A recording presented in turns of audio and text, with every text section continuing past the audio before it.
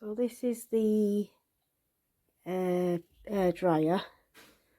Turn it on and I can see sparks inside. Sorry, let me just try and get it on.